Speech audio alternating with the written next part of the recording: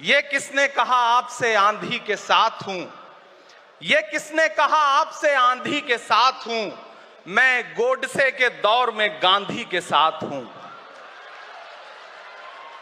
इस राष्ट्रीय अधिवेशन में पूरे भारत के एक एक छोर से, एक एक राज्य से आए हुए कांग्रेस पार्टी के जो तमाम सदस्य यहां पर उपस्थित हैं, मैं आपकी ऊर्जा को सलाम करता हूं और मैं आज जो प्रस्ताव पेश हुआ है उस पर बात करने के लिए आपके बीच में खड़ा हूं। एक ऐसा मुश्किल दौर है जब सत्ता में बैठे हुए सत्ताधीशों ने नफरत को अपना परमानेंट हथियार बना लिया हो। ऐसे समय में कांग्रेस पार्टी देश के हर कोने में जा करके मोहब्बत की बात कर रही है, प्यार की बात कर रही है और इस जो कार्यक्रम का नाम है वो न्याय पथ है।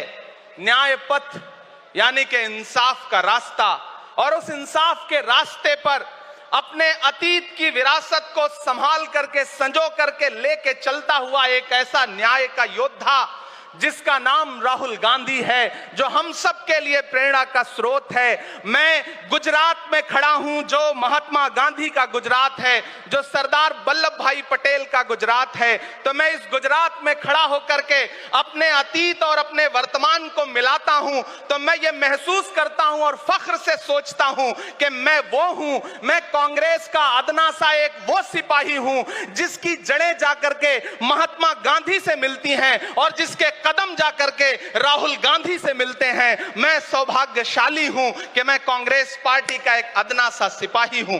साथियों, मैं कोई लंबा चौड़ा भाषण करने के लिए नहीं खड़ा हूं, बस आपसे यह कहना चाहता हूं, ये जो न्याय का पथ है, हम सब इस न्याय के पथ पर चलने के लिए संकल्पित हैं। हमारा समर्पण इस न्याय के पथ के लिए है, हमारा संघर्ष इस न्याय के पथ के लिए है।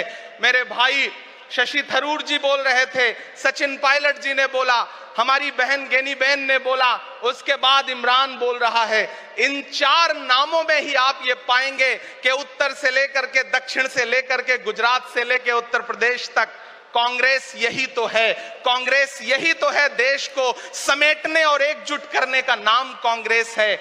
मुझे याद है कि जब कन्याकुमारी के साहिल पर खड़े होकर के, समंदर के साहिल पर खड़े होकर के हमारे नेता राहुल गांधी जी ने कहा था कि मैं 4000 किलोमीटर चलूंगा, एक नारा लगाऊंगा, नफरत छोड़ो भारत जोड़ो। हम सारे लोग उनके कंधे से कंधा मिला करके, उनके कदम से कदम मिला करके 4000 किलोमीटर चलते रहे। मैंने देखे हैं राहुल गांधी जी के पांव के छाले, मैंने देखा है उनका बहता हुआ पसीना। लेकिन हम आपसे पूछना चाहते हैं और इस स्टेज पर मौजूद कांग्रेस पार्टी के अपने तमाम वरिष्ठ नेताओं से भी ये निवेदन करना चाहते हैं कि जिस पथ पर, जिस इंसाफ के रास्ते पर राहुल गांधी इस मुश्किल वक्त में निकले हैं, हम उस लड़ाई में किस तरह से, कितने जोश के साथ राहुल गांधी जी के साथ खड़े हैं, यही तय करेगा।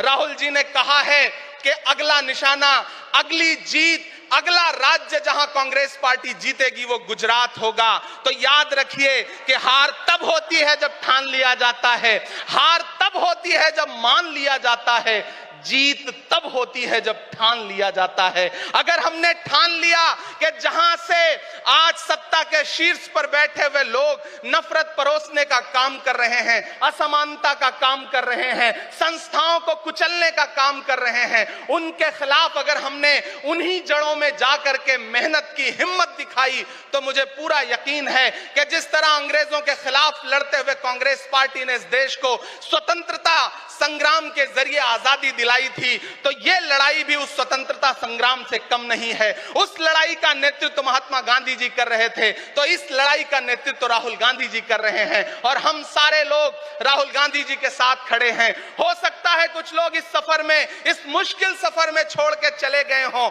उन्हें नजरअंदाज करिए और एक नई पीढ़ी, एक नई ऊर्जा के साथ राहुल जी के साथ खड़ी हो। मैं तो कहना चाहता हूं कि कांटे गुल के साथ नहीं चल सकते हैं, बुज़दिल खुल के साथ नहीं चल सकते हैं। रास्ते में जो छोड़ गया उसे जाने दो, सब राहुल के साथ नहीं चल सकते हैं। आप सारे लोग, हम सारे लोग और इस देश के लाखों लाख करोड़ों करोड़ लोग राहुल गांधी जी के साथ खड़े हैं। और यहां खड़ा होकर के इस देश के पिछड़ों को, आदिवासियों को, दलितों को, अल्पसंख्यकों को मैं सबको भरोसा दिलाते हुए इतना कहना चाहता हूं कि मेरे भाई, कांग्रेस ही है जो आपकी असली लड़ाई लड़ रही है। मुझे वो दिन याद है कि यह सरकार जब एक बिल लेकर के आई तो रात के 3 बजे भी आदरणीय सोनिया गांधी जी राज्यसभा में मौजूद थी इस देश के लिए, इस संविधान के लिए लड़ाई लड़ने के लिए। और राहुल गांधी जी भी लोकसभा में मौजूद थे उससे एक दिन पहले।